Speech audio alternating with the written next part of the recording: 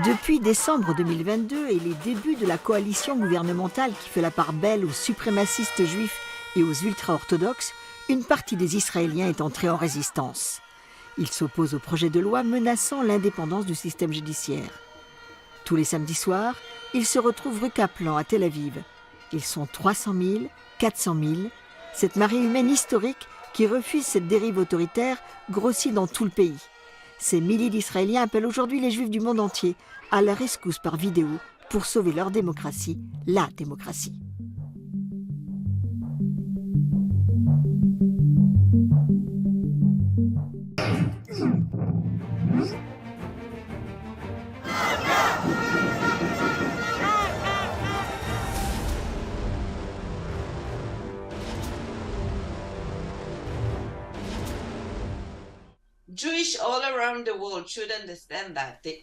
Les Juifs du monde entier doivent comprendre qu'Israël est la terre d'accueil du peuple juif. Au cas où il arriverait quelque chose aux Juifs de la diaspora, ils n'auraient qu'une dictature où aller.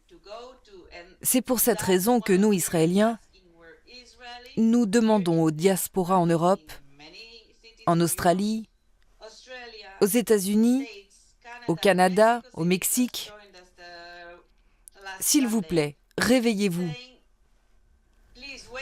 On a besoin de vous pour protéger notre patrie, parce que c'est la vôtre aussi.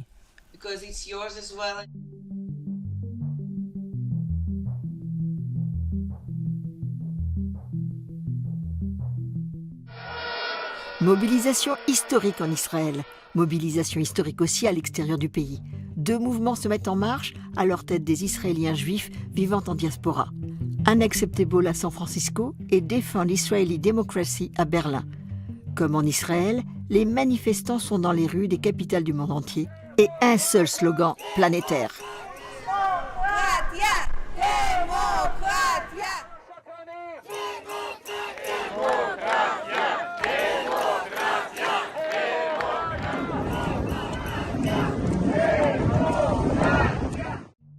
Plus de 20 villes américaines et quarantaine de villes européennes ont répondu présent à ces deux associations qui travaillent main dans la main, tout comme le Japon, le Canada, l'Australie et le Mexique.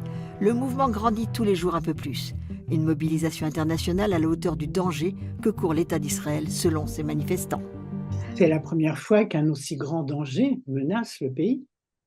Certains l'ont dit et je serais assez d'accord avec eux, le danger de dictature qui est là au seuil vraiment d'entrée, d'éclater, le danger de dictature, mais c'est pire pour le pays que ce qui s'est passé en 56, en 73, toutes les guerres qui ont menacé, en 67, qui ont menacé le pays. C'est pire. Jusqu'ici, la menace venait de l'extérieur. Aujourd'hui, avec cette scission interne, ces manifestants craignent qu'Israël ne devienne une proie plus facile pour les pays ennemis comme l'Iran. Le principal responsable de cette situation pour ces manifestants, c'est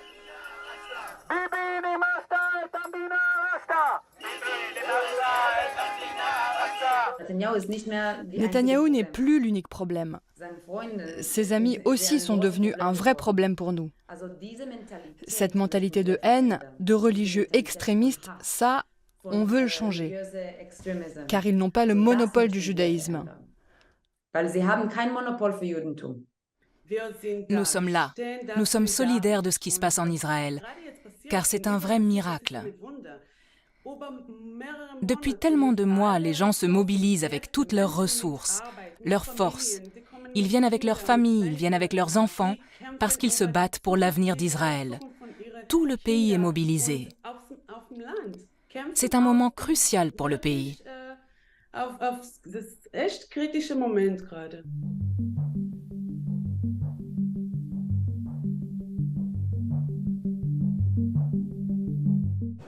Ce mouvement a été lancé par des Israéliens et est plus ou moins relayé selon la relation des pays européens avec leur communauté juive. Avec 550 000 juifs sur son territoire, la France est le pays d'Europe où la communauté juive est la plus nombreuse. Pourtant, côté institution officielle, c'est plutôt silence radio. Je crois qu'il y a deux raisons qui sont envisageables. La première, effectivement, et c'est une question qui est légitime, c'est que la critique d'Israël, la critique du gouvernement israélien, de la politique du gouvernement israélien, puisse être instrumentalisée au service de la délégitimation d'Israël lui-même. Et puis je crois qu'hélas, il y a une seconde raison puissante qui réside dans l'extrême conservatisme d'une grande partie des institutions officielles. La communauté juive française est en effet prudente. La survivance de préjugés antisémites dans le pays n'y est pas étrangère. Il y a pas mal de juifs qui, dans leur canapé, chez eux, à la maison, nous soutiennent, mais alors nous soutiennent jusqu'au bout des ongles. Mais ils ne veulent pas parler à l'extérieur et afficher leur soutien, parce que dans leur esprit, ce serait encourager l'antisémitisme. En Allemagne, ce n'est pas l'antisémitisme, mais le rapport à la politique israélienne qui bloque la connexion entre la communauté juive et ce mouvement de résistance. Nous avons essayé de nous connecter avec différentes communautés juives allemandes. Mais c'est un peu difficile car les critiques à l'encontre d'Israël sont encore un énorme tabou et il y a beaucoup de peur. C'est pour cela que nous échangeons beaucoup avec eux. On les invite aux manifestations. Oui, petit à petit, on arrive à développer une connexion, mais c'est un sujet délicat. En Espagne, où la communauté juive est traditionnaliste, le mouvement Défense Israël y Démocratie s'inspire des pays qui ont réussi l'alliance entre juifs et israéliens.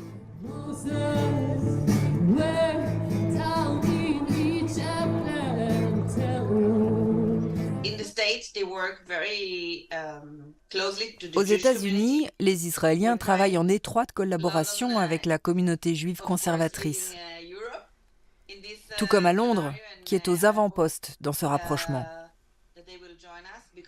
J'espère que la communauté juive espagnole nous rejoindra, car il ne s'agit pas de discussion sur la droite ou la gauche dans la politique israélienne.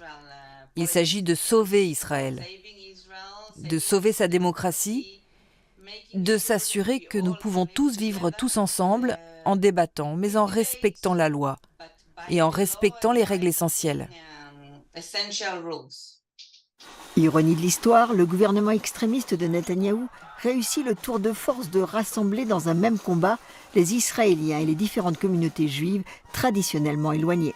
S'il y a une leçon de démocratie qu'Israël nous donne de manière magnifique en ce moment, c'est précisément celle de cette mobilisation de 30 semaines qui s'est organisée de manière absolument pacifique, qui se déroule de manière intelligente, pertinente, soucieuse précisément de l'avenir d'Israël.